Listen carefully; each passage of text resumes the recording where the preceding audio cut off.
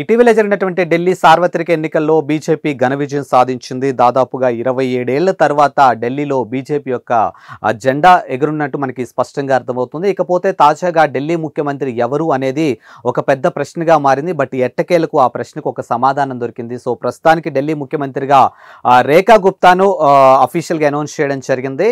So మరి రేఖా గుప్తా యొక్క political background కానీ అసలు రేఖా గుప్తాకి సంబంధించినటువంటి ఆమె లైఫ్ స్టైల్ ఒక్కసారి చూసినట్లయితే సో రేఖా గుప్తాకి సంబంధించి పొలిటికల్ బ్యాక్గ్రౌండ్ ఒకసారి చూసుకున్నట్టయితే షాలిమార్ బాగ్ నియోజకవర్గం నుంచి మొదటిసారిగా ఆమె ఎమ్మెల్యేగా ఎన్నికై ఆమెను అనూహ్యంగా సీఎం పదవి వరించింది. ఇక బుధవారం పార్టీ సభ్యుల సమావేశంలో ఆమెను బీజేపీ లెజిస్లేచర్ పార్టీ నాయకురాలిగా కూడా ఎన్నుకోవడం జరిగింది. ఇక ఇంతకీ రేఖా గుప్తాకి సంబంధించినటువంటి రాజకీయం ఒకసారి చూసుకున్నట్టయితే దానికన్నా ముందు అసలు ఢిల్లీలో 4వ ముఖ్యమంత్రిగా రేఖా గుప్తా అంటే మహిళా ముఖ్యమంత్రిగా రేఖా గుప్తా నియమించడం జరిగింది. సో సుష్మా స్వరాజ్, షీలా దీక్షిత్, అతీషి తర్వాత ఢిల్లీ 4వ ముఖ్యమంత్రిగా రేఖా గుప్తా నిలిచారు. అలానే మదన్ లాల్ ఖురానా, సాహిబ్ సింగ్ వర్మ, సుష్మా స్వరాజ్ తర్వాత ఢిల్లీలో ఈ పదవిని చేపట్టినటువంటి 4వ బీజేపీ నేత రేఖా గుప్తా. సో ప్రస్తుతానికి బీజేపీ పాలిత రాష్ట్రంలో ప్రస్తుతం పనిచేస్తున్నటువంటి ఏకైక మహిళా ముఖ్యమంత్రిగా ఆమె కావడం సో ఒక రకమైనటువంటి సంతోషించదగ్గ విషయం అని చెప్పొచ్చు. ఇక రేఖా గుప్తా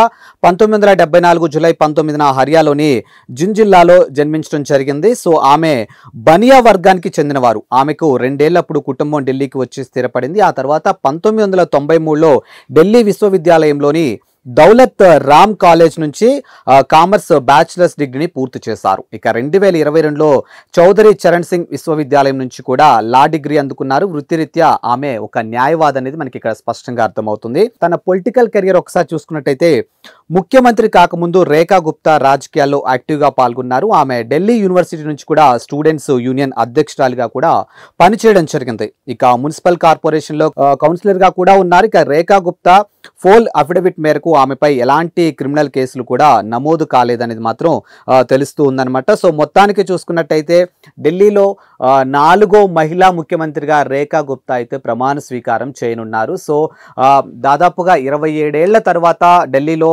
బీజేపీకి సంబంధించినటువంటి జెండా ఎగరునుంది కాబట్టి అసలు ఓవరాల్గా ఇప్పుడు పాలన ఎలా ఉంటుంది ఏంటి అనేది అందరూ ఒక ఆశ్చర్యంగా అంటే ఆశ్చర్యం మీన్స్ అందరూ కూడా ఈగర్లీ వెయిటింగ్ అనమాట. అసలు ఎలా ఉండబోతుంది ఏంటి పాలన అనేది.